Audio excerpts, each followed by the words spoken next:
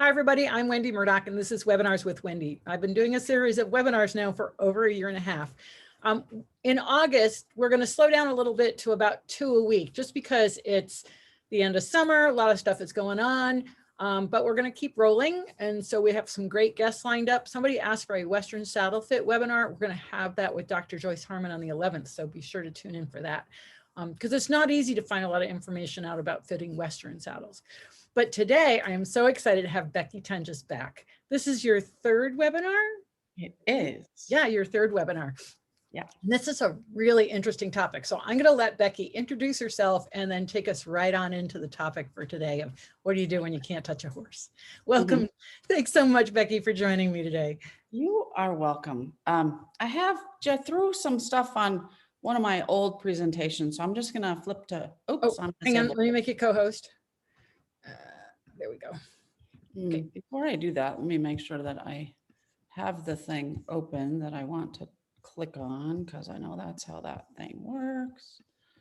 So I'll just go like that. So now that this is your third webinar, I'll create a playlist for you, because I usually wait till I have 3 webinars with the same person. Yeah. Okay. But it's just so people know that when there's a particular person that's been on a few times, you can go find their playlist and find all the webinars for just that person, like Joyce Harmon and Sharon Wilsey, Raquel Butler, and of course now Becky. Wow. I feel like I've made it in life.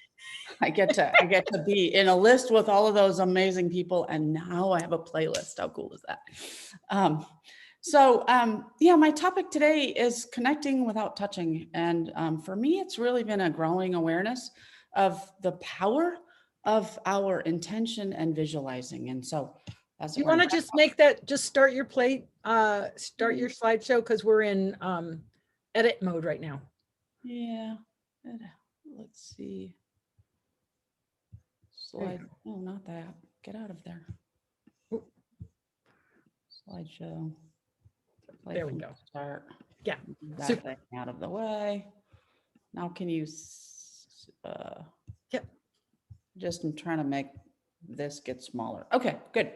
Yeah. So that's the topic. If you don't know who I am, of course, my name is Becky. I got started on this bodywork and wellness journey because of this guy on the right. He was the horse that I bought for my daughter. And as it often goes, about a month after you buy a horse, you're like, are you lame? I think you might be lame. So that began a journey of becoming a body worker, and it has just changed my life. Truly, it's super cool. This horse here could be the horse that is the most memorable to me. It was a horse that I was taking a photonic health light energy class, and that horse Willard was a super amazing influence on me. I just feel like as I've been learning how to create wellness, it's just been a constant journey of trying to know better so that I can do better. And I think we're all there, what we can't do what we don't know. But here's my parade of things. Before I did anything, I didn't know anything. I really was. I think I was kind of the poster girl for understanding Western medicine, which is, medicate it or cut it, or maybe there's a little nutrition in there, but my perspective was pretty narrow. And but I started with the Masterson method, and then I became a thermographer, and then I looked at saddle fit, and I got to do rehab certification. And so there's all kinds of things I'm certified in, and then all kinds of things that I'm doing have done for continuing ed. I've added you on here, Wendy. Yeah. It helping horses, it's really been my focus for the last 10 years. But it has opened my awareness to, and a desire to become more attuned to being a better human, frankly. So there's 3 other things. 2 of them are super recent. Wendy, you said that you were really focusing more on some of the heart math topics, and I have jumped all in, which is typical of me. And so I'm in the middle, it's been a while, of this, holistic wellness coaching. And recently I have started, actually it starts this week, this certification where it's part of HeartMath's, just building personal resilience, and a mentoring program. And then another one that's just the science and practice of heart coherence. And all of this is 100% connected to what has been happening. I would say that video that you saw that I posted on Facebook, I posted May 19th. And I got recently on Facebook, there's been maybe like 6 months ago, there was this video of a swan. And what you saw was this lake with all this fog. And then as you watched the video, the swan came into view and then landed all like right in front of you. I don't know if any of y'all seen that, but I feel like that's what's happening to me. Like I've been living in a fog. I was living in a fog of Western medicine. And now things just over time, as I've been taking more and more classes, like the fog is lifting.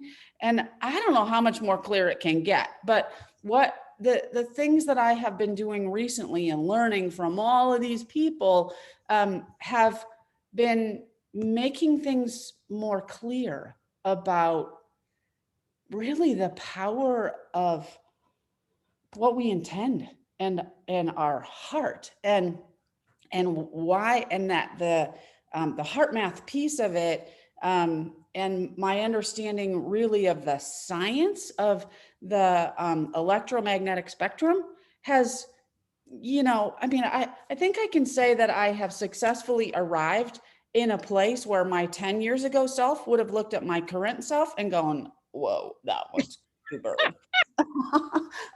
Because the kinds of things that I say that are tumbling out of my mouth about energy and touch and not touch and what you can accomplish are just like, seriously, my 10 years ago self would have been like, okay, that one's weird. I'm not going near her.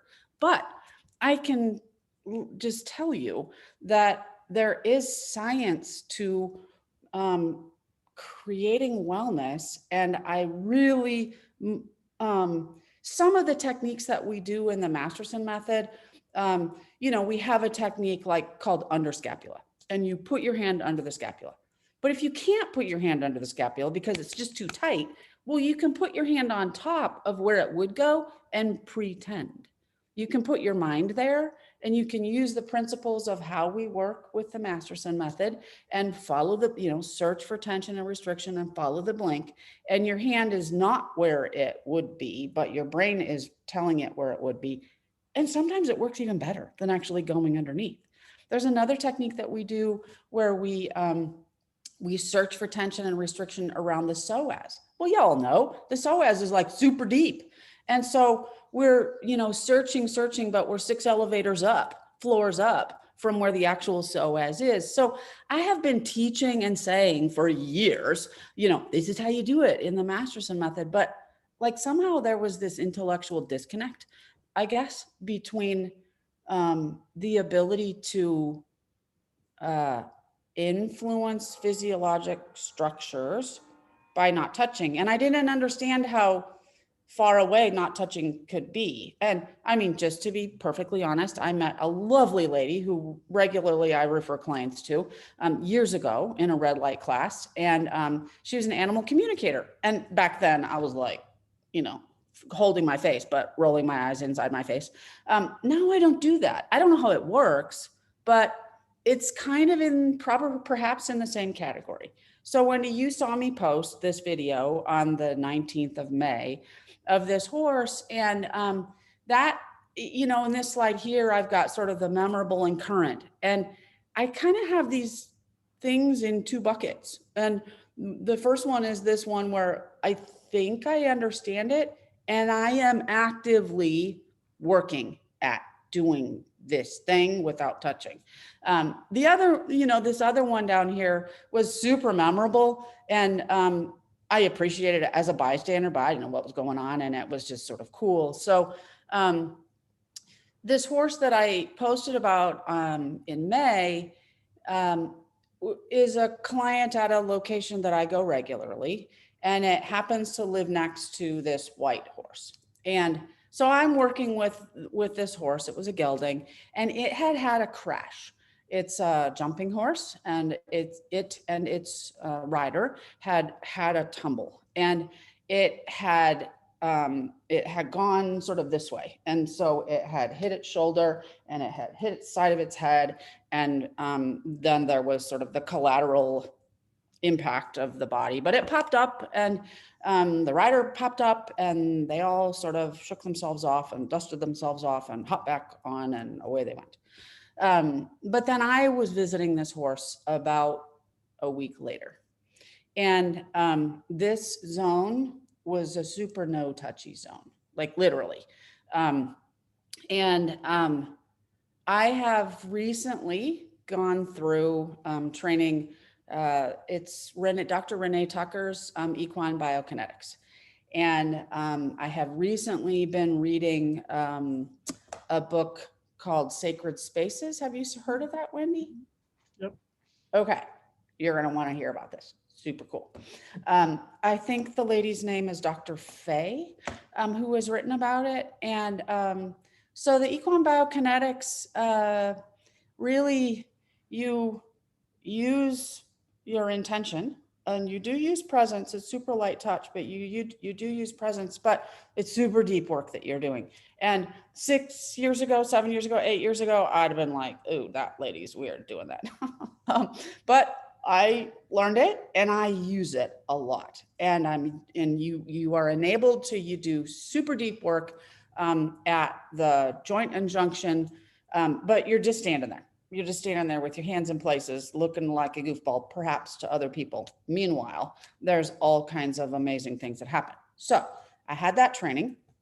And then I've been reading this book by Dr. Faye about sacred spaces. And in that book, she talks about the science of the connection that we can have with horses, and how we can influence, we can have a conversation with them, and how we can communicate with them.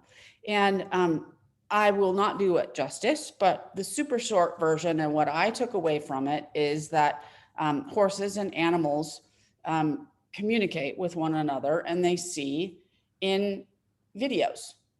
And so my little baby mind took that and said, right, okay, well, I don't know if it works or not, but I'll just try it.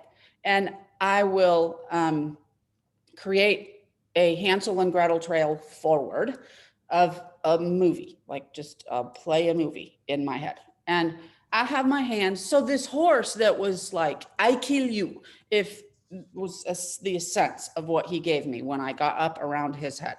So I thought to myself, well, Dr. Faye says that you can just play a movie. And so I looped together my knowledge of anatomy, the bone anatomy and the muscle anatomy, and fascia at the, like, what does fascia look like? It looks like nylon with all those little threads, and they're all little baby straws with fluid going through and fluid going around. And I have that really minute sense of what fascia looks like. And I have an impression from education I've gotten about what the fascial trains are and what's connected to what's communicating with what. So I had that anatomy knowledge. I had a picture in my head of the crash that the horse did, because I was able to see it. It was kind of creepy, but I saw the crash, so I knew what torqued what way and what ought to untorque. So I had this video in my head of like, that's what y'all did, but we're gonna like unwind that. And then I looped together this what I had learned from Dr. Tucker and what I have learned from Jim in the Masterson program of how we watch for the horse. We run our hand, usually like touching, we run our hand along, and when the horse blinks, that's where they have tension and restriction, and then we stay. So at the very basic level, in the Masterson level, what we do is we search for a response, and then we stay until there's a release. So I just wove all that together from my 6 feet away And I just stood there and played this movie in my head, pretending I was touching, but I wasn't, and seeing what got torqued and seeing what should get untorqued, and then following the blink, because I was just sort of seeing it with, looking at the horse's body. And I just wanted to see what would happen because I couldn't touch him. So I was just like, well, I'll just see what will happen. And it worked. It was shocking how it just worked. I was 6 feet away, but attending, and my intention was to find and release tension and reduce discomfort and help. So we know in the Masterson method when we're working that, they blink when we get to a place where they have tension. So I just sort of, I'm looking outside right now and I can see the forest, but if I want to tune straight into something closer, I attune focus and everything else sort of goes out of focus.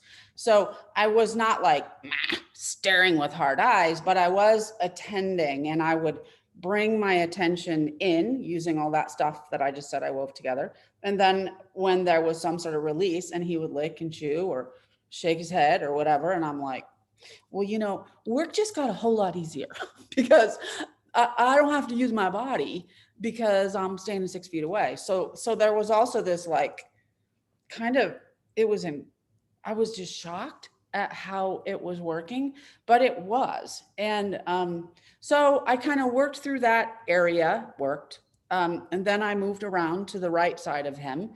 So, and Becky, can I pause you for 1 second here? Yeah.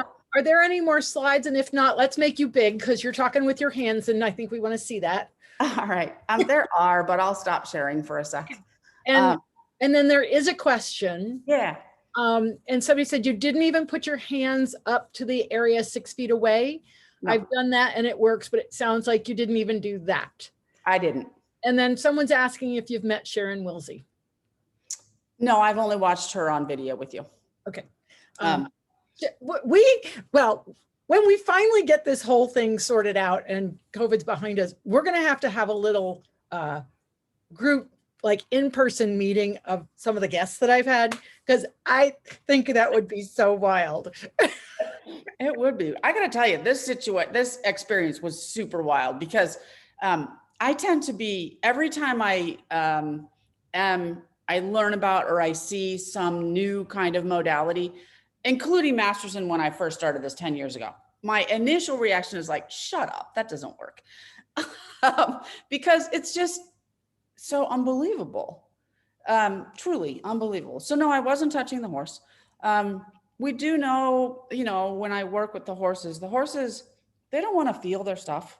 They have a survival need not to acknowledge the pain that they're in. They have a survival need not to show. And so whether now I understand that I can just go there with my mind, but whether we're going with touch or now going with our mind, it's bringing up for them things they've been like, la, la, la, I don't want to deal with that. I get that at a real internal level because I have fibromyalgia. And so I block it out. But if I attend to it, I think about it, I take inventory. Like now when I just did that, the big knuckle on my toe is on fire. I can inventory my way all the way up and everything will be in pain, but I don't want to do that. So I'm going to block that all out. And that's what I believe. I don't know how it works with horses, but they have a survival need not to feel. So when we're coming with our intention to find and release their tension, we're also creating for them awareness that they've been blocking out. And so it looks different for each horse when they're going through that sort of crisis of presence with their discomfort. We can know with our active frontal lobe that on the other side of this attending and my presence and staying and the release of tension, there's going to be improvement. But they don't know that. They can't think that. And so they just like, yeah, I don't, y'all should go. I'm going to bite you. I need to, my release process is, this, and it includes biting something, and you're there, so I'll bite you.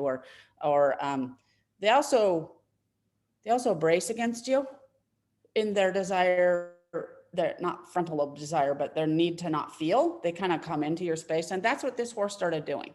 When I came around to the right, he came into me, and what we know is that in order to deal with your stuff, you kind of have to feel it, and it's your own stuff. Like his stuff is his stuff, and I can set the stage for you with the presence of my presence, but I can't do it for you. And if your body's ready to let it go, well, then it's ready to let it go. But I can't make it let it go, and I can't make you let it go. Can we unpack this a little bit? Because there's several things that just brought in that little part right there. First of all, somebody is saying that I've never heard before that horses having survival need to not feel pain. And that's fascinating. Okay. But I totally agree with you. And I don't think I think it's a mammalian thing. Sure. Right? It's not just a horse or a human thing. In order to survive, how many of us compensate and don't show our pain? That is one of the problems. It's also what lets us keep going in spite of huge disaster. Absolutely. I will say that I suspect that prey animals, it's more finely tuned. And I would say that we are prey animals. True. The difference is that we can make a tool so that we're a predator, but without tools, we're screwed. Right. Yeah, I think another difference is just the anatomy of our brain. We have a much bigger frontal lobe. And so we have reasoning and thinking, which is kind of a pain in the pahookie, because, we can get stuck in the past, and we can get stuck in the future, and we can get stuck in the present, and we can just be big, fat, old stuck. Horses' frontal lobe is like me. It's super tiny, and they are present in the present. And this horse that I worked with on May 19th, I said lived next door to a white horse. And that horse is the poster child for horses are prey animals, and their first response is to flee.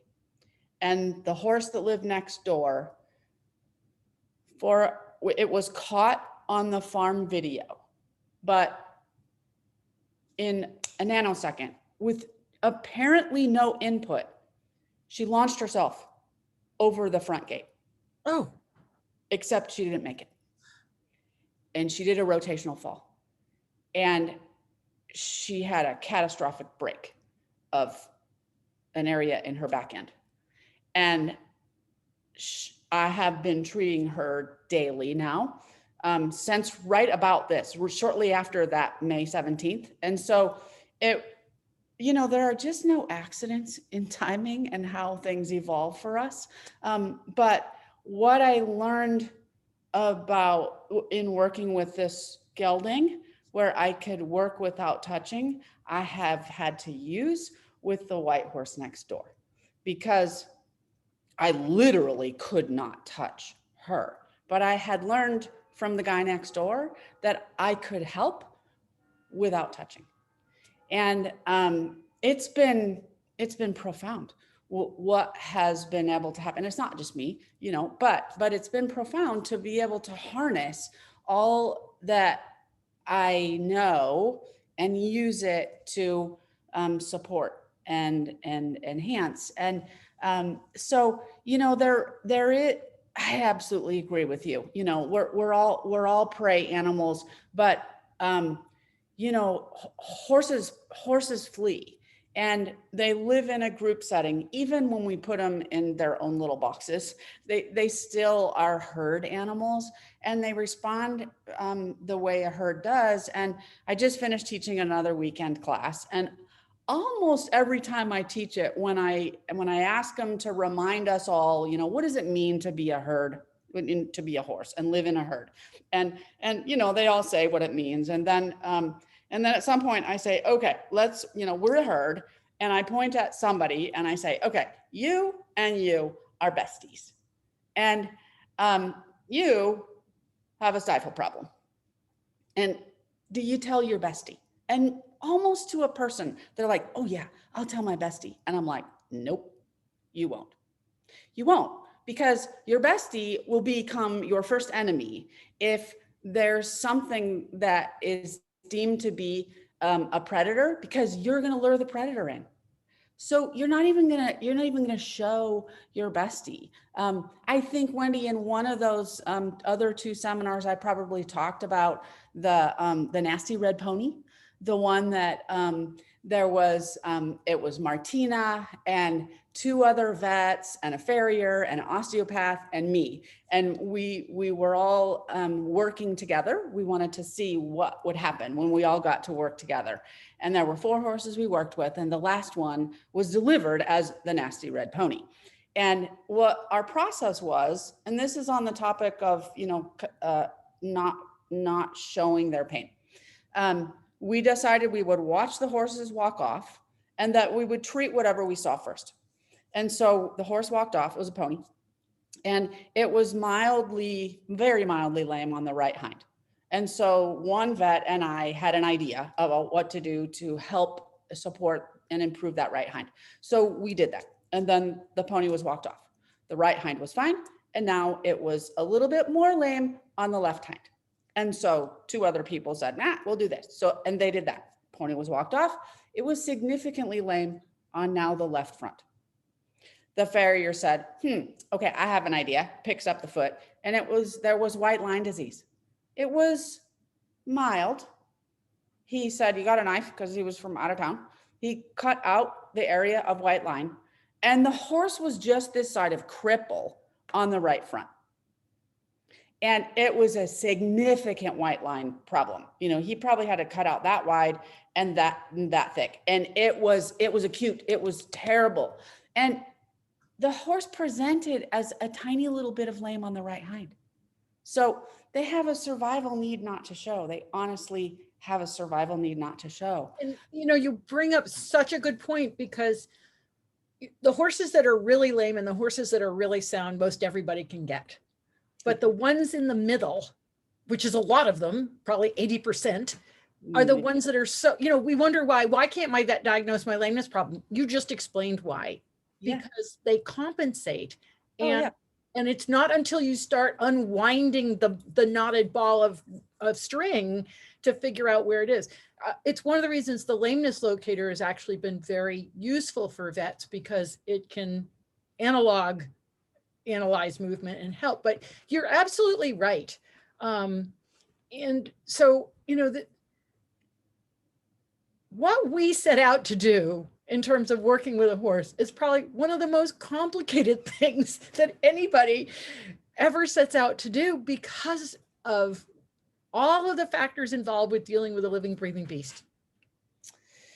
Yeah, but over time, I mean, I could be like the master of complicating things, but taking, all kinds of other stuff into account.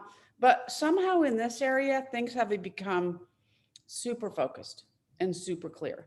And part of it's because of experiences like that one that I had with those 3 vets and an osteopath and a farrier. You just, see what you see and then do something and see what happens next. I think one of the gifts, I just feel so blessed at everything I have, this whole journey that I've gotten to go on with bodywork and, sort of opening recently I've been thinking about like a stage with curtains, how you use acting, curtains. And if this is as wide as the stage is, I started out with the curtains like this, and I'm thinking, I know everything there is to know. And then suddenly, I get really focused right here, and I'm like, oh, there's something over there. And then I go like that. I'm like, whoa, that's cool. And then I learn something else. And then it's like, well, there's something lurking back there. Whoa. And I just feel like the curtain of wellness is the topic I'm talking about. It keeps getting wider, and I keep realizing how stupid is a word that comes to mind, but let's say uninformed I was before. And so now I'm like, wow, I really have such a greater perspective. And I feel like the whole stage is open now, but probably it's not. Probably it goes way wider. But my perspective is a lot wider, but everything is quite simple. And it has become even more focused for me as I have started attending to this heart math topic. Oh, And we'll get into that, but I have a question from someone for you. yeah. Diane says, how do you manage the timing and feel of no touch? In other words, you are envisioning an area and begin to see blinking and other signs of tapping into an area of stress release. Do you simply keep envisioning the area until you can release, till you have a release sign? Yeah. Yeah. Great question, Diane. And it's a skill that I have gotten way better at because I'm a Masterson practitioner. And the key to what we have to learn to do is just stand there. That process is search for a response and stay till you get a release. And when you're at the stay, you're not doing anything. You're not massaging, you're not pushing, you're not. And so I have become much more comfortable with just being present. And in this situation, it was the presence of my intention in that little piece of real estate. And the other thing that I have become more accepting of, I guess is a good way to put it, is that it's not my responsibility to unwind the fascia, like physically unwind it. It's my opportunity to create the stage and create the setting. And in this case, it was a setting of intention. And this is where it's like, woo woo, that's a little weirdo. But that's where we get into, and I have a slide that has a picture of the electromagnetic spectrum. When I was in college, I'm like, oh my God, just gag me. That was horrible. That whole topic was horrible. Everything, physics, science, chemistry, like, whoa, I hated it. But when I had to look at it and attend to it in order to get my thermal imaging certification, and I had this super expensive, really cool imager, and I could point it at stuff. I've got a picture, a slide later, where it's a picture of a hand put on a horse, and you can see the hand. That I had this, like, again, the curtain got drawn back, that everything that is emits energy. Everything. A rock, a flea, a horse, us, my phone, of course. You know, something that is mechanical, we kind of get that there's electricity. But I think it's super easy to not know, or to forget or be unaware that everything emits energy. And we anything that lives and has a heart, we are electric pulsing beings. We can't, some people can see it.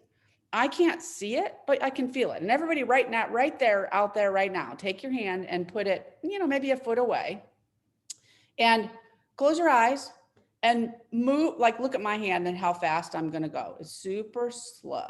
Okay. Begin. Open your eyes to see that part. Yeah. But for right now, I just want everybody to see, move it slow. But once you understand how you're going, just close your eyes and move your hand toward your face. And when your cheek experiences your hand, stop your hand and look at it. Yeah. That's because of energy. That's because we are energy emitters, and everything emits energy. So if everything emits energy, well, think about heating pad. Okay, my back hurts. What do I want? I want heat. Okay, well, guess what? I got heat. Okay, my hand is emitting heat, but it not only is emitting heat, it's emitting energy. Guess what? Newsflash, your thoughts emit energy. And that's not new to us. We know. Think about some party you walked into, and somebody walks in and you're like, ooh, that's good juju. Somebody else walks in and you're like, whoa, that's a creepadelic person. Yuck. You don't know them. You don't know anything about them. There's just something. And that's because thoughts matter. Intentions matter. And it actually has different vibration rates, which is part of the heart math thing. You know, and so there is science to it. This lady, you need to have that Dr. Faye on, because she's pretty, I've not met her, but she's pretty interesting. She's, you know, thoughts and images. Well, you know this, like everything. I'm internally smiling listening to you, because I am a scientist by training, so I do understand energy. But I love listening to your story of how you've come to this awareness over this period of time. And I think that that's so genuine and so honest and so exciting, and so self-effacing. I mean, that you're making fun of yourself for not knowing, but you know, that's the thing, is we all have a timing. And I think that in our learning and becoming and understanding, it's also a timing that, Absolutely. you know, the idea that we would know this, so many people, if I only knew it then, well, you couldn't have known it then. That's why you know it now, right? You needed that other experience to add to your body of knowledge, that when you did finally discover this, it actually has value because of what you didn't know then. Does that make sense? Oh, absolutely. But I feel like now it's like, well, duh, this has been available to you for now 10 years. And I've actually been teaching, this stuff for 8 years, you know, about the, you know, the value of touch. But you're right. I mean, the timing takes what the timing takes. For me, you know, I think it's okay to be skeptical. It's okay to need more information. And, you know, my like, shut up, that can't be real. You know, that reaction is one where it was more founded on a lack of knowledge, and that there needs to be a scientific explanation. And it's super simple. It's all about waves. You know, how many of us like get all antsy about the fact that we can turn a radio on and hear music? Where's it coming from? Okay. How many of us get antsy about the fact that we can take our little phone and we can call somebody sitting in South Africa and have a little chat? Do we like go, well, how does that work? I don't believe that works. That can't possibly be true. Well, anyway, meanwhile, you're talking to them, you know? So there are certain things that we've just become accustomed to, and it's fine. You bring up a really good point. Okay, that both are true, that everything is energy and everything's in motion, and at the same time it's rigid enough that we can pick this up as a phone and not as a moving object. Yeah. Right? Because if we could see it as a moving object, our hand would go through it because of the space between the atoms, and then we couldn't make the call. So there's this balance, I think, between, and this is, I think, the struggle for some people, the awareness that everything is energy. And then how do you deal with the everyday world? You still have to drive your car and cook dinner. By the way, you're using energy to cook your dinner. You know, how do you balance it? I don't know. You know, for me, that kind of stuff I don't think about that. I think about things more like this wackadoodle person who says they can stand 6 feet across away from a horse and have an impact on the horse. Like, woo, that's weirdo. So, you know, that for me is where I get more caught up. You know, I'm like somebody who was super smart, figured out how to make a little thing and have it capture the waves and have it send the waves. And like, aren't they amazing? Anyway, I just want to make my phone call. Anyway, I just want to cook my food in my microwave, or, you know, whatever, like somebody figured it out, fine. But for me, the fact that it's tangible and visible somehow gives it truth in a way that if I stand here and ask something to happen in another body over 6 feet away, that's more woo-woo than me using this to talk to somebody in South Africa. But in fact, it's not.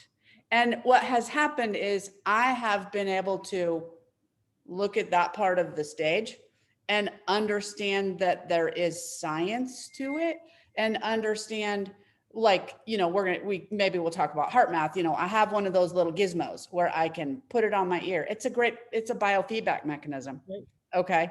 And so I can put the gizmo on my ear, and then I can download the app, and then I can breathe, and I can see whether, how my breathing is relative to whether I'm agitated or not. And we should live in the not.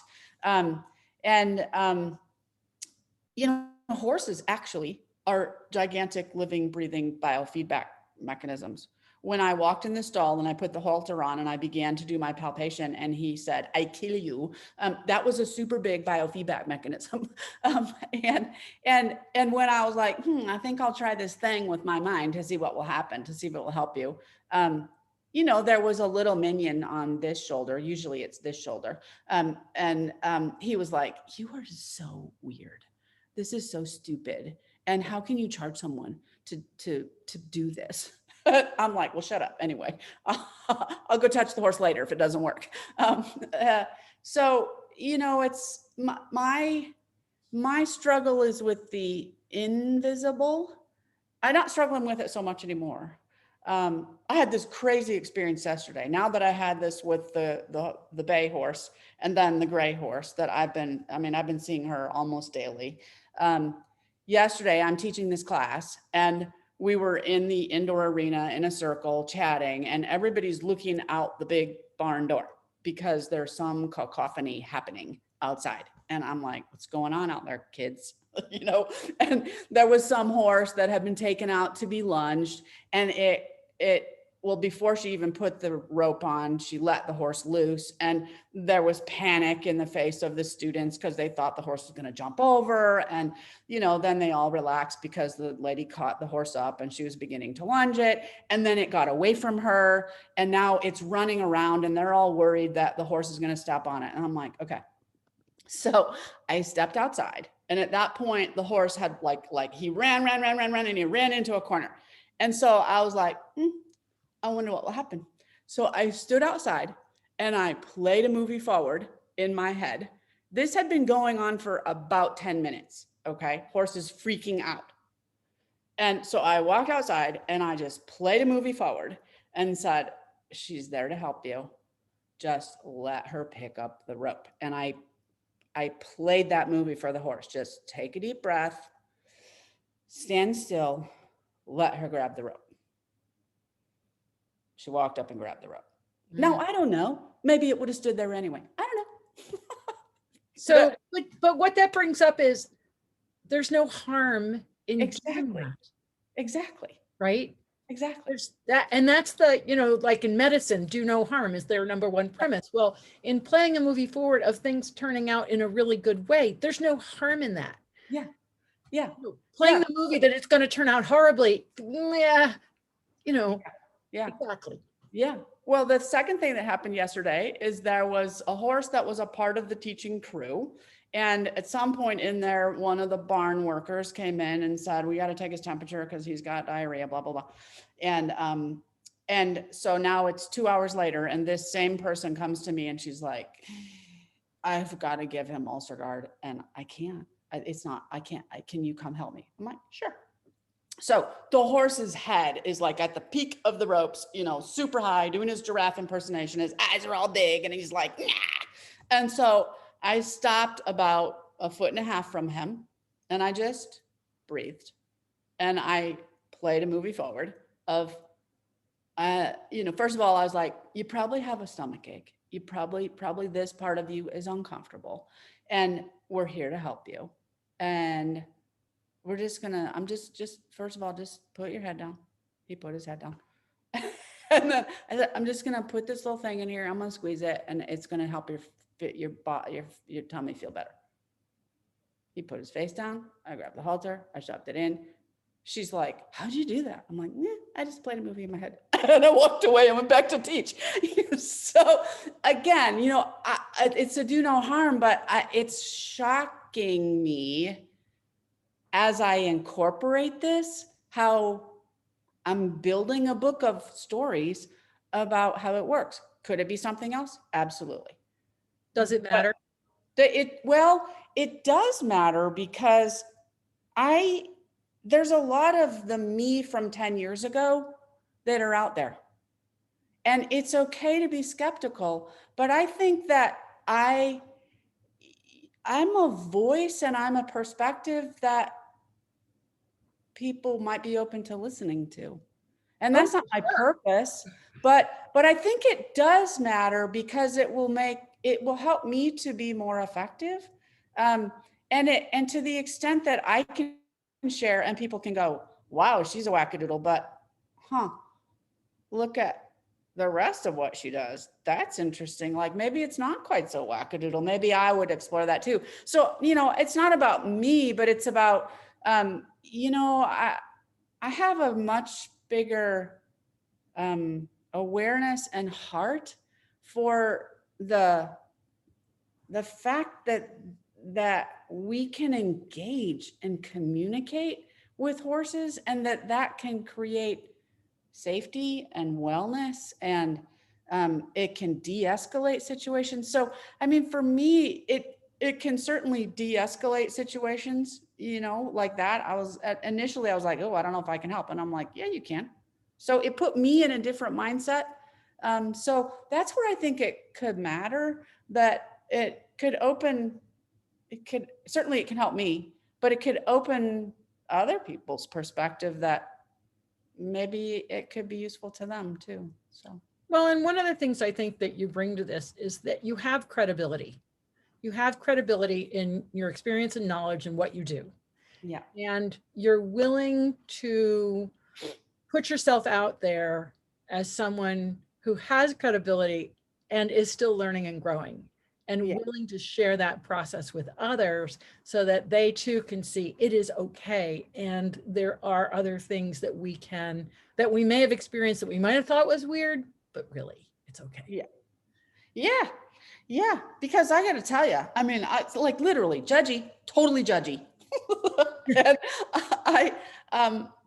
And and now I'm like, okay. Anyway, it's kind of weird, but it's working. All right, Becky. Diane says, I would like to revisit a question about raising your hand to send intention in the area you were bringing the attention to while at a distance. Will you choose not to do that now since you are having success with only using what you envision? Would you explore both ways to see the individual horse prefers? Also, do you think there is a difference for the horse in the quality of stress release if they will allow hands-on versus distance work? Probably yes to all of that. I actually do at its foundation, I'm having a conversation with the horse's body and the horse. And my baseline training is with Masterson, and we learn to inquire, and we want to stay under the horse's brace response.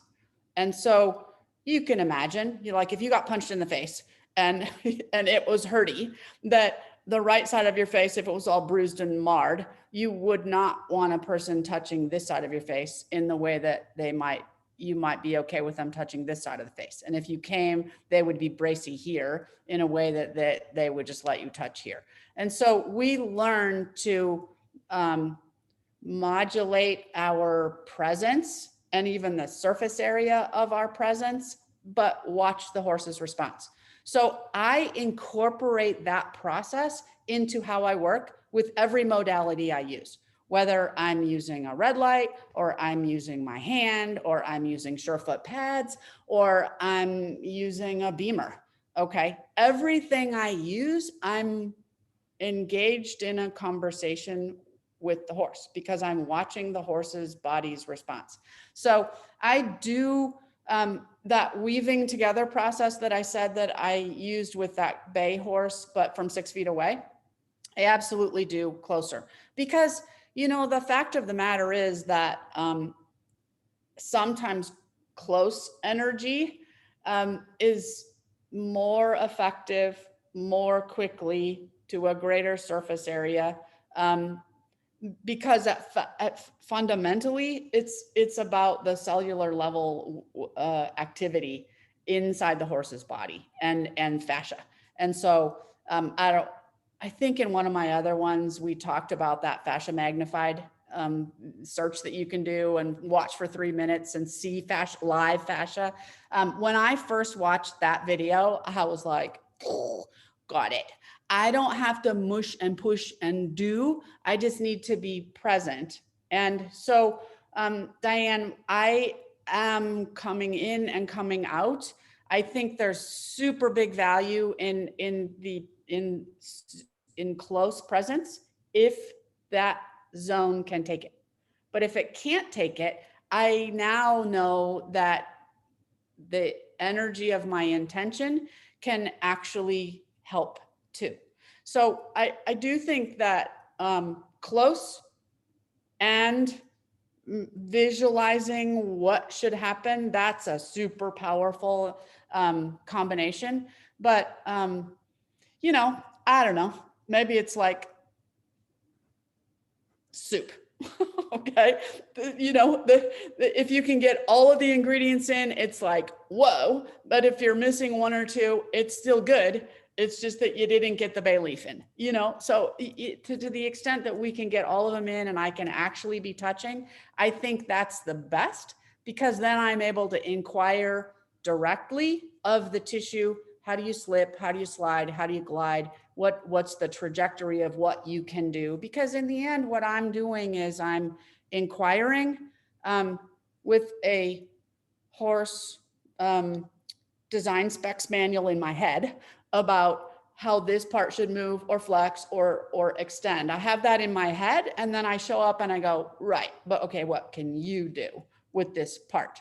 And then I just try to make it a little better. Whatever it can do, but I try to make it a little better. You bring up some really interesting points, one of which is any artist who is really good at what they do has already studied or has a firm grasp of the technique. Yeah. And it's once you have a firm grasp of any technique, and I'm talking very broad here, then you can allow the space for the artistic rendition of that technique in whatever canvas it's being applied to. And so, I think of it kind of like a pyramid, that if you have a base, you can do something here and be artistic here from the space, right? Mm-hmm. My drawings, right? But if you have experience teaching, which I do 30 years of teaching riding, I have a huge base. So my creative talents can be expressed sort of in curly cues, and because I know what my roots are. And I hear that in what you're describing, the importance of understanding the system, understanding the fascia, understanding the bones and the skeleton, to allow you to then sit there and visualize the tape rolling forward. Which the other piece I wanted to bring up is, you're not playing a tape of what you want to happen, you're playing a tape of possibilities. Yep. And I think that's important to talk about. Yeah, because I don't have permission to impose my expectations on what should be, which is something I've arrived at. That's hard. That's been super hard. I might cry, because I am an A-type doer, and it has been a costly lesson for me to give anybody, including the people closest to me in my life, permission to be whoever they're going to be, without regard to what I think is better or best or what they ought to be. And that's true of the horses too, because, maybe they need the compensation that they have. Maybe the way they get through their life is for the range of motion of their right front to not be at 100%. Maybe that's how they get through. Maybe that's how they do the job they do. So I think, there's so many gifts I have gotten from my learning and teaching of the Masterson method. And perhaps the biggest one, which has been hardest for me to apply to humans, is I understand what the design spec manual is. And now what can you do with this? And I ask that hundreds of times in every session, at each joint and junction and tissue mobility. I ask, that's the same question. I arrive with the same question. And then I leave and go to another place and I ask the same question. What can you do?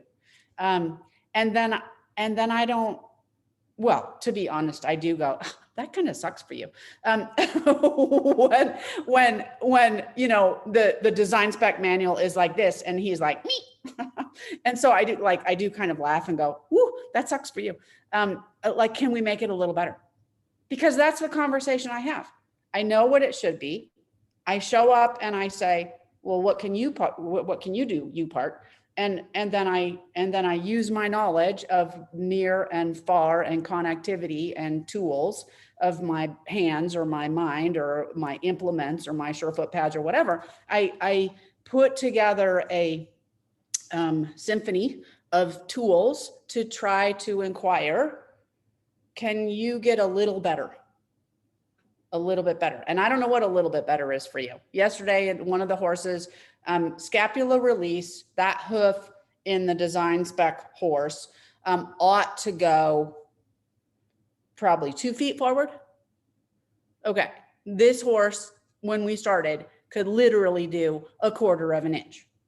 Now, of course, the horse is walking along, but it's different when you ask in a relaxed state and you say, I'll take over, all of you dudes on winches who are keeping the leg on the torso, like, y'all just relax. I'm going to take over and inquire, how far will the foot go forward? It was 1/4 of an inch. And then we did some things and I came back and it was 3 inches. And it was like, whoa, man, let off the fireworks. Because that was huge for that horse. The horse was licking and chewing and yawning and his eyes were rolling back in his head. No. Did he get the 2 feet? No. Is he going to get the 2 feet? I don't know. But he got an improvement, which was profound for him. And so this piece about not deciding what the outcome will be has been hard fought learning for me. I do it really well with the horses because I'm not emotionally attached. I think is the biggest piece. Mm-hmm. I'm not financially attached. Like, you know, you don't get any better, whatever. Your saddle still doesn't fit. I'll just tell them, but doesn't affect me.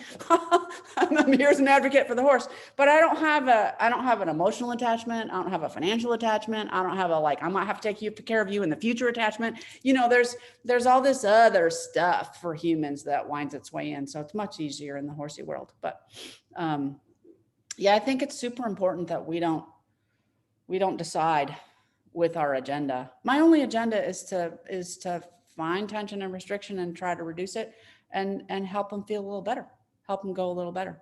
And then, you know, we'll see what that looks like and whether they can keep it. You know, we're kind of archaeologists though, like the little nasty red pony.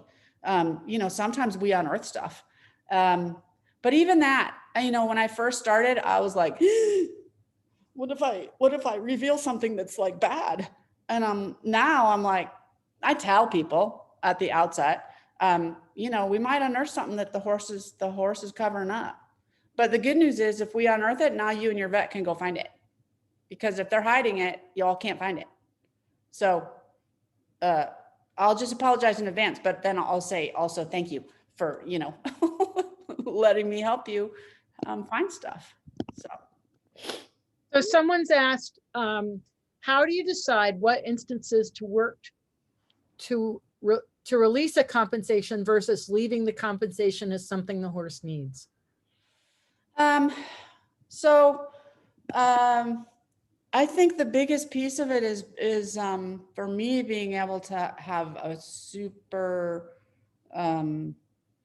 attuned conversation. A piece of it also is not deciding what the outcome is going to be. And you know, the horse's body it's really clear communicator once you understand how to listen with your eyes and listen with your hands. There are super clear physical indicators. Now, you know, my process doesn't just start with me showing up and put my hands all over the horse. My process is way backed up, and I'm talking to the horse as humans, and I'm understanding what the history of the horse is, and, you know, there's a whole intake process that I go through. And so, you know, if a horse I could create a story about a horse that we would know because of the intake history that there was some sort of physical dilemma that was in the past combined with a current job. Like we just had this conversation at the end of this class yesterday about horses who do different kinds of jobs, specifically a therapy horse job. That could be, in my opinion, the hardest job there is to do. And those horses not only have the ridden therapy horse, they need to get their own selves through life.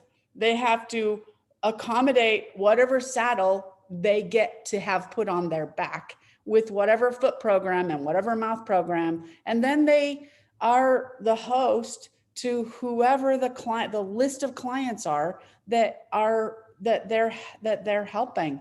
And the horse that's a therapy horse, more often than not in a ridden program, the people that are riding those horses have balance issues. They might have cognitive issues. They might have, you know, their own physical tension and restriction, and all of that because the horse is a herd animal. They mirror.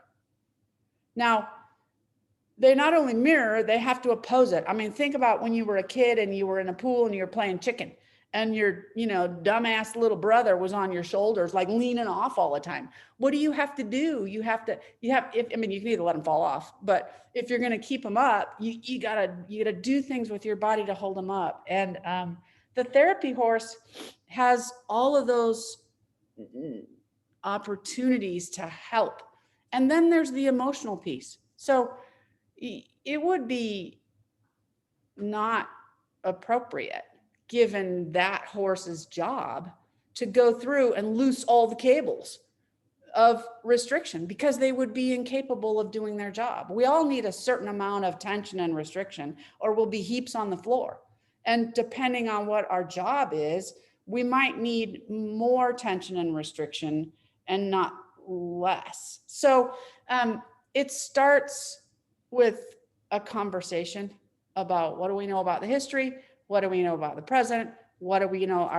Do you have certain behavioral challenges? Do you have certain performance challenges? What do we know? What's the program with the feet and the tack? You know, I got a super thorough process.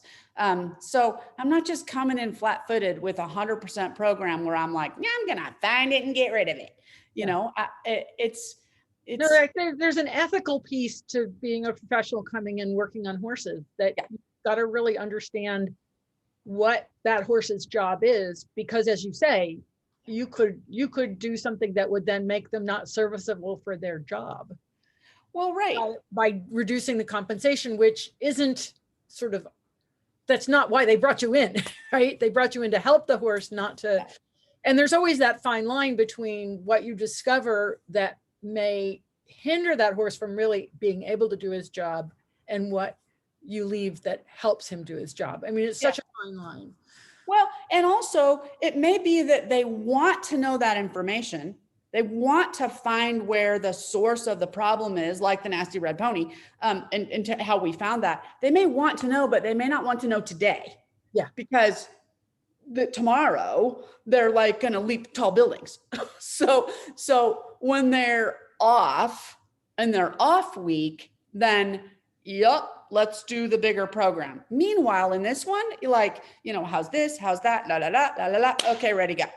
So, you know, I'll skitter around like a little water bug running on top of the pond, you know, right before a compensation, for they're competing. But when it's like, you know, this has been chronic, we keep bumping into this one little thing, and we can get through and they're performing well, but you know, there's just something. And let's really have you do a more in-depth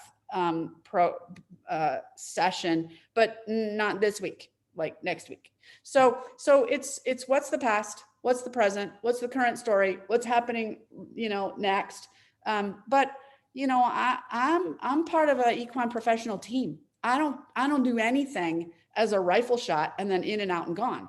Now, I may not have a personal relationship with anybody else on the team, but I have a very clear understanding of the client and who they've got on the team and what they're doing and where do I fit. So Patty's question, my question was more about what the horse tells you about the degree of compensation, not the initial evaluation work. So, if we talk about the nasty red pony, initially he was compensating with the right hind, and we could all see it. He wasn't really lame, but he was, you know, and with that horse, when I was actually doing the work, I decided to do psoas work with that horse because I was like, yeah, you know, I think the range of movement of that has to do with that psoas group, and it's not as slippy, slidey, and extendy as it ought to be. And so, you know, I think the answer in part depends on the different parts of the horse that you can work around.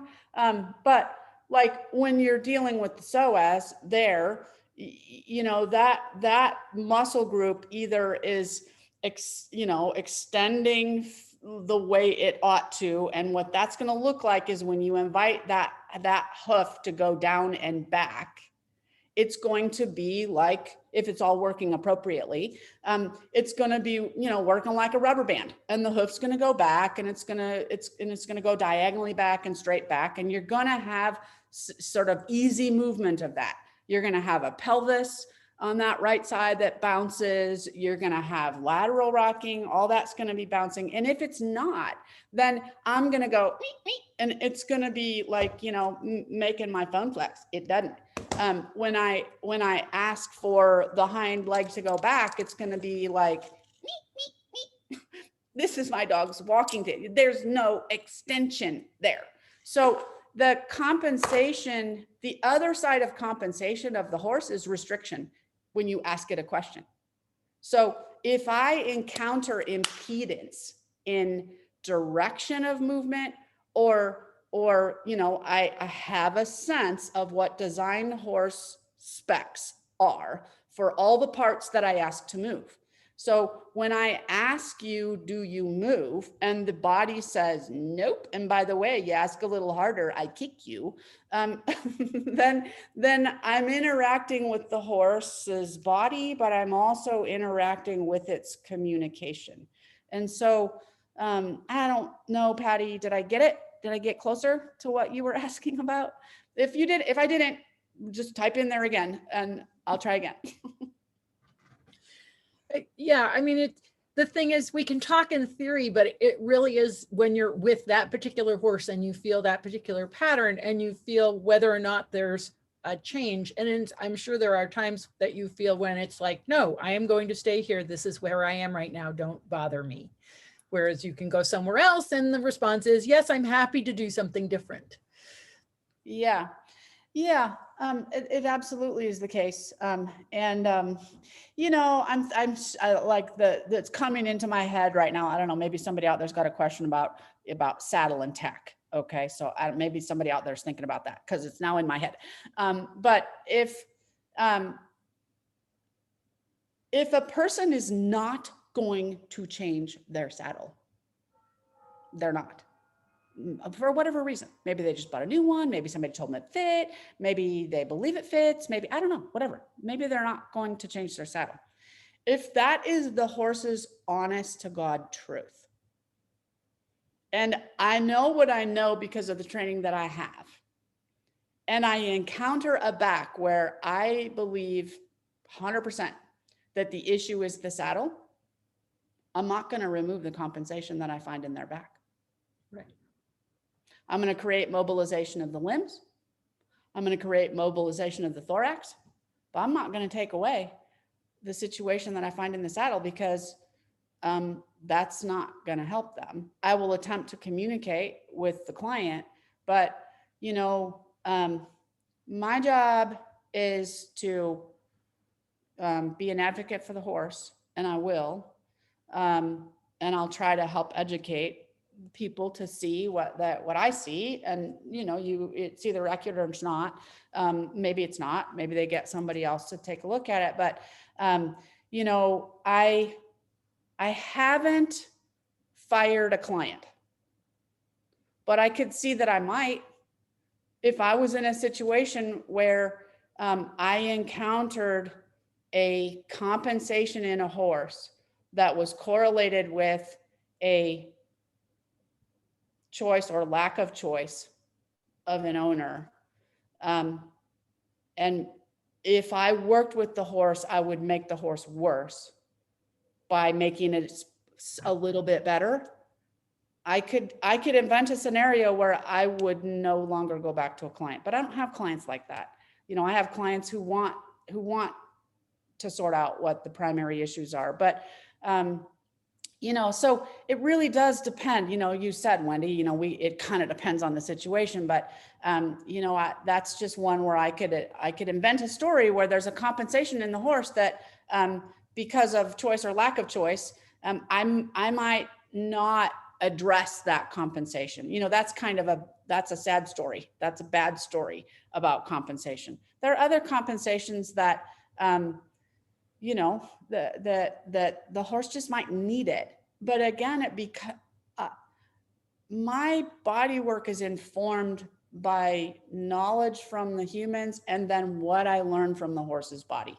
And And Becky, wouldn't it be fair to say that you could play your movie of in the future, seeing that owner recognize that there's something with their saddle that may need to be changed? I mean, here we can take what we started with and put that into the scenario because there's no downside to it.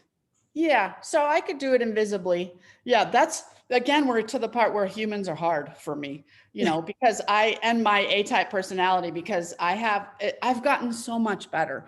But, problem, fix it. Okay. That's just how I am. Problem, identify it, fix it. That's how I am. And if the problem is a human, let's just get it done. But I've gotten better. So yes, I could play a movie forward. I tend to, people don't know what they don't know. And for the most part, people want the best, then they're constrained by whatever they're constrained are: time, money, whatever, lack of knowledge. And so, I just try to help people understand and how to help people have knowledge. It's actually, saddle fitting is complicated, but it's I've boiled it down to being super simple. You've got anatomic structure A, horse; anatomic structure B, saddle; anatomic structure C, human. And those three anatomic structures have whatever geography they have, and they ought to play nicely together. And it's pretty straightforward to map. It's very straightforward to map the horse's anatomy. And it's super straightforward to feel and see and know what the saddle anatomy is. And once I draw that and I go, okay, put your saddle on. I mean, I have had a horse that was the hardest story. Well, two hard stories on tack. The hardest story was a woman who was diligent. She was so diligent with her saddle. It was fitted to her horse like 7 years before. She had the company and its reps come look every 6 months. And this was when I was like a baby. I was such a baby in this body work. It was right. She was one of my very first horses that I was working with. And I was like, woo, I think it's the saddle. No, I didn't say that. It was like in my brain. I was saying that because of how we evaluate and what we know and the tissue. And I was like, I think it's a saddle. But I didn't say anything until after I went to my saddle fit training. And it was super simple. I mapped the horse on the horse and I said, okay, put the saddle on. It was like this much too long. And the billets, went here, and the location for the heart girth was over here. It didn't take a rocket scientist. It only took being able to know how to see. Right. And she was just like, how could that happen? I'm like, no. Sadly, it happens a lot. So Patty's asking, if you have a restricted psoas, for example, does the horse ever tell you he needs that compensation to protect something else? A horse can tell me that they need the restriction for any kind of reason, because when I identify what they can do and I ask for a little improvement, I don't get an improvement. So that's how they tell. You don't get an improvement. And because of the way I work and the way we teach people to work, we're working under the horse's brace response. We're working under the horse's flight response. So if they need it, they're not going to let it go. And you'll know that because you ask and inquire and you get a physiologic movement or communication and behavior which says, back up. I can't do that. I'm like, got it. So that's from my perspective, that's how I identify boundaries and a need to keep the compensation. Now, it's coming to my mind, that was someone who called me out and the horse was a little bit lame. And she asked me to work with the horse. And I'm like, just so you know, it could go that way or that way. We could make things better or we could make things materially worse, depending on what the source of the problem is. Have you had your vet out? No. She's coming out next week. Are you sure you want me to do this? Yes. Okay. Are you really sure? Yes. I'm like, okay, good. So I work with the horse. First of all, she sends the horse around on a lunge line and it was like, it was kind of like the nasty red pony, a little bit lame and that one behind. I'm like, okay. So we go. Now, that horse I worked through, it didn't tell me I need to keep this compensation. I need to keep this compensation. So I did what I did. I made an improvement, blah, blah, blah. We took the horse out. We lunged it, completely cripple. So did I remove compensation that it had been using to hide the severity of its problem? Absolutely. Did the owner want me to do that? Absolutely. Because now when the vet showed up, everybody knew what they were looking at. So, But everybody has to be on board with that. Exactly. Yeah. And there are owners who say they're on board, but when it goes dead lame, then you find out they weren't totally committed. Right. And, that's when I pull up my archaeologist analogy. Yeah. When I'm, we may not know there's bones under there, but when we start, digging in and getting our little paintbrush in there and like, whoop, look at what we found. So, so I haven't had a client get ticked off at me. But it does, you're going to make changes. You're right. going to unearth things. And the key is to manage the expectations of the owner. Yeah. Not the expectations of the horse. He doesn't have expectations, but the expectations of the owner, and right. Clarity in conversation, so that if something like that happens, you've already had the conversation that it might happen. So then you can fall back and say, we talked about this. Right. Yeah. Right. Yeah. It doesn't always go for good right out of the chute, but we know this in our own lives. We know that before, like, I need to focus on this, we know that before it gets really good, it's kind of hard. But we don't like dealing with the hard. But if we don't deal with the hard, then we can't have the really good. So anyway. Cool. Well, Becky, this has been a fascinating conversation. As someone is just saying, you've brought up so many fascinating points. There's so much to learn and understand. I always enjoyed the description of your journey and new perspective. Just fun here. Oh, she's pulled up the swan video. Yeah. Yeah. I'm coming out of the fog, but I'm pretty sure, like 5 years from now, I'm going to go, well, was I in the dark? That's the fun part of this whole thing, isn't it? Yeah. Well, for me, it is. Yeah. I keep learning. Part of it is because I'm terrified that, I'm going to have dementia. So if I just keep exercising my brain, then maybe I'll be okay. It looks like Lisa is raising her hand. Lisa, did you have something? Did you raise your hand? Hang on. I got to find her.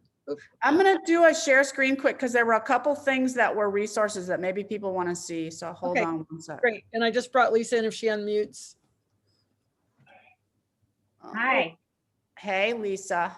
Hi. I just wanted to say, Becky and Wendy, this conversation is phenomenal for anyone, whether you're an owner, whether you're a body worker, whether you're an instructor. This conversation of the interplay of all the factors that are involved, it's wonderful, absolutely wonderful. I'm glad it's been helpful, Lisa, and I agree. I just wanted to give a snapshot of my tools of intention. So I use modalities. These are the ones that are presently sort of on top. I use my knowledge to facilitate visualization. It's become clear to me that not everybody knows how to visualize things. So my tools are my knowledge of the musculoskeletal anatomy. If I don't know it at the time, I get my little app out and I open it up and I'm like, wait, where do you live? Oh, right here to there.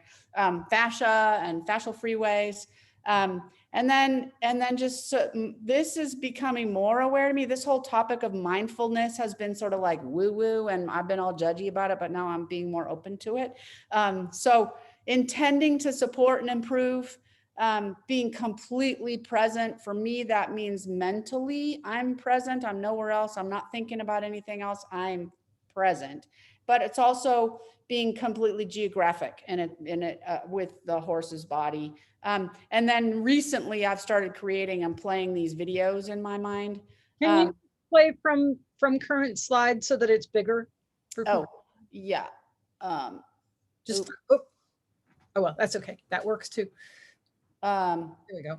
So this is what I used to say until about a month ago with the Masterson work, that presence plus patience equals power. And that's still true, but I'm more aware of some additional nuances now. This is a picture I took with my thermal imaging camera of a person's hand. And I just think it's so representative of what's invisible to us, that the energy of ourselves. So that's hand was put right on that horse.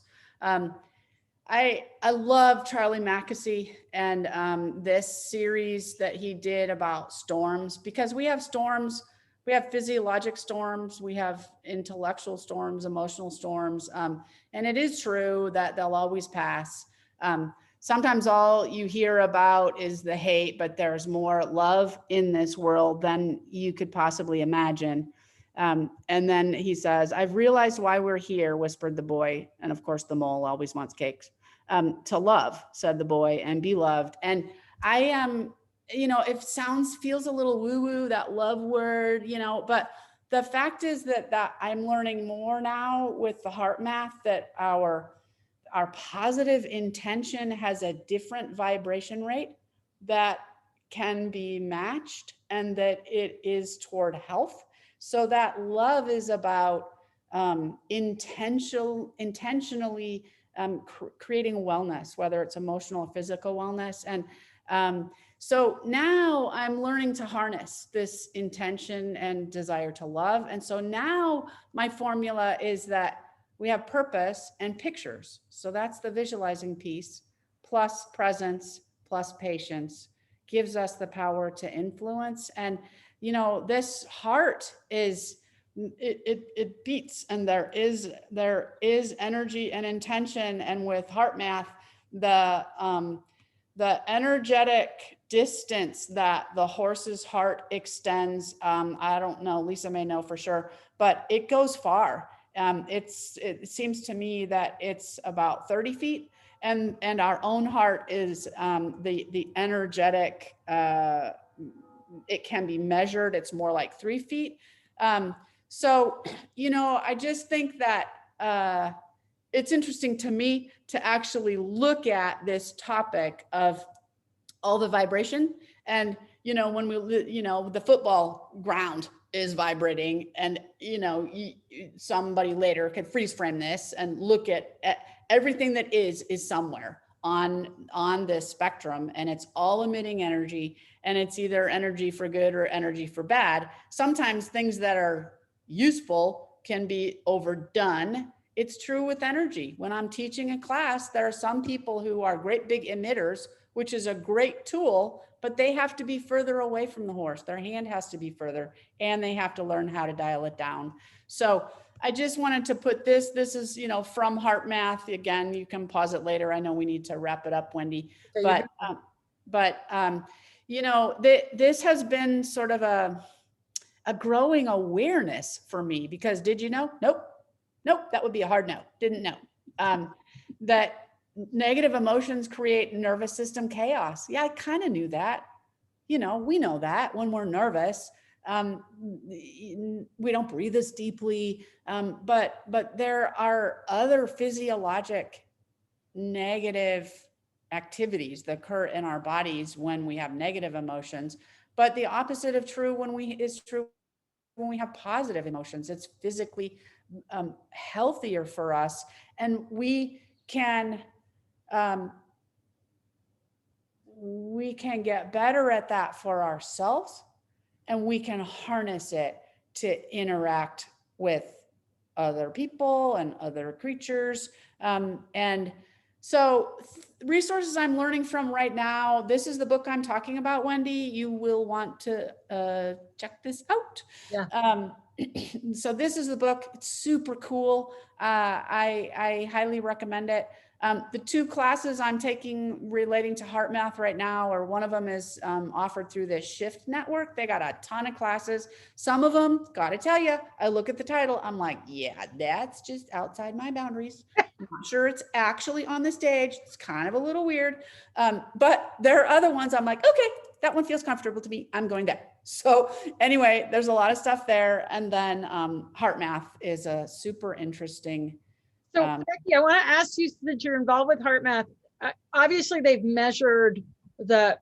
done the experiment with the horse and the human both hooked up to that biofeedback units. Yep. Are those available, or how can we recreate that experiment? In other words, what I would really love to know is, when a horse is on Surefoot pads, I think that we're seeing a change in their heart coherence. I would love some way to measure that. Yeah, there's actually somebody that is, I forget if it's in this middle class or the right class. There's somebody who has asked that question, because the study that they did was a while ago. Right. And they have talked about, there has been word that they're going to do, you know, more studies, but I have to, like, there's a Facebook group. Sidebar, I'll go look at that Facebook group, because a person asked, actually it's a Masterson person in the Netherlands. She asked in the last 2 weeks, and I didn't go back and look what the answer was. Yeah, so. because that would be just a really, really cool thing to do. And we do have, Lisa says Sacred Spaces is a wonderful read. And from the Institute of Heart Math, human energy field is 8 to 10 feet for horses. No, human energy field, 8 to 10 feet. Horses' electric magnetic field is 5 times larger. So we're talking 50, could be up to 50 feet. Yeah. Well, and that big heart and their slower heart rate, and the energy coming out of horses who, like, what do they like to do? They like to stand around and eat and hang out and you know, be neighborly. Okay. So, you know, there is just good juju. It's heart juju coming from horses. And so, you know, it's just super beneficial to be in the presence of horses. But we can get better at it. I mean, you must know, Wendy, from your own work that you're doing, that that there is this gizmo that you can attach to your own ear. You know this, right? And there's That's what I use every day. Okay, right. So what you're asking is whether or not there's the corollary to the horse. And I don't know that, but it has been asked, and I'll get back to you. Yeah, no, I've been, I don't know, 6 months. I have to go back and look how long, but I meditate every day with my Heart Math. And the thing that I have discovered recently is, by changing the length of time of my inhalation versus exhalation, has really helped get into higher level of coherence. So that was just kind of an interesting discovery. I started playing with that. Yeah, well, that's making me think about this other book that was published this in 2020. It's called Breathe or Breath. Let me just, here it is. It's called Breath. The book is by James Nestor. And this has like T-boned me to realize, I mean, we breathe all the time, obviously, but we're all breathing wrong. And the implications of not breathing appropriately. And it was triggered to think about it, Wendy, because you said you were breathing more deeply. If you're not breathing with your mouth closed, you're not doing it right. And, I would just encourage everybody to go look up that book, Breath. There are some audio recordings where you can go listen to that guy, but the health implications of actually how we breathe is shocking for how beneficial breathing can be if you're doing it the way we're supposed to, and how deleterious it is if we're not breathing appropriately. Who's Breathing. the author again? It's James Nestor, N as in Nancy, E, S as in Sam, T-O-R. I had to tell you, I was like, my mouth was open, literally. And then I needed to close it and go, Supposed to be. okay, wait, I got to close my mouth because wow, look at all that bad stuff happening when you have your mouth open. And look at the good things that happen. So it's amazing. And the weaving together of the rate that you breathe, and with the heart math that, you're doing the heart center breathing, and these classes that I'm taking are giving me other things, it matters. It matters how you breathe. It matters the depth and the rate of your breath. It matters that you attend to and sort of envision that your breath is coming in and out from the heart zone. It matters what you're thinking about and what you're visualizing, and that you're visualizing, this, Wendy, because you're practicing it, but that you're visualizing that you're in a happy, calm place, or that you're intending some beneficial outcome for someone else. And so anyway, that breath book is whoa. And I'm just going to throw this out here, which will, if you breathe with your mouth open at night, there is something called myotape, which is basically kinesio tape cut to your lips so that it keeps your mouth closed so you breathe through your nose. Yes. Yeah. Well, this guy, Nestor, and another guy, I think he was from some Scandinavian country. They did a study, 2 studies. One where they taped their lips closed so they couldn't open their mouth at night, and they had all different kinds of tape that they tried, which was hard for them. And they did all kinds of bodily function measurements when they were breathing through their nose. And then they stuffed stuff up their nostrils and they breathed only for their mouth. And it was an extended period of time. I don't remember how long, weeks, it seems to me. And they exercised, and then they measured those same things. And it was like, oh my gosh, but there's facial changes. There's structure of head changes. It's amazing. Wow. It's amazing and kind of creepy. But it's been interesting because I've been messing with this stuff for a little while now, and I've been messing with heart math for a long time.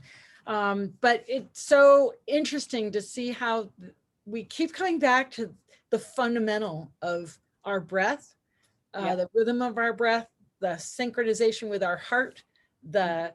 I have to be so careful with heart math because if I try to think about happy thoughts, it doesn't work.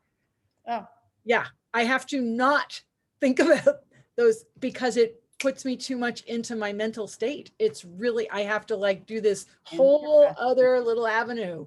Interesting. An opportunity for you to get better. Oh, I'm definitely getting better, but I have to do it. It's so, because I watch myself. See, this is weird. When you're a scientist, you start experimenting in yourself and you're doing these things. Right? So I can see the thought, and then I can see it change in the biofeedback. And I'm like, oh yeah, that was that thought. But I can think about a different type, similar thought, and it's okay. So it's such a fascinating, anyway, I could go on. It is super interesting. It's super interesting. Yeah. Definitely. Awesome. Well, Becky, this is, as always, it's been such a pleasure. And you know what I'd love? I'd love you to come back in a few months, this winter, perhaps, because things are going to get busy, and let us know where you are, you know, Okay. what's changed in the next, say, 6 months, and we'll have you come back and we'll see, right. because I'm so enjoying this process that you're going through. And I just think everybody's really enjoyed the conversation. So plan on that. Okay. Yep, happy to. But I'm like a bobblehead doll, and it'll be a helium balloon. So it'll float into the sky, and I'm happy to do it. But like there's got to be somebody pulling down the string. So you're Absolutely. And you always need that ground. It's really true. It's really true. Yeah. Well, thank you, Becky. It's great to see you. It's And great thanks to see you. everybody for joining us today. And just remember, you can find this and all of the other webinars on the Surefoot Equine YouTube channel. Have a fabulous rest of your day. All right. Thanks so much. Bye. Bye. Bye, everybody.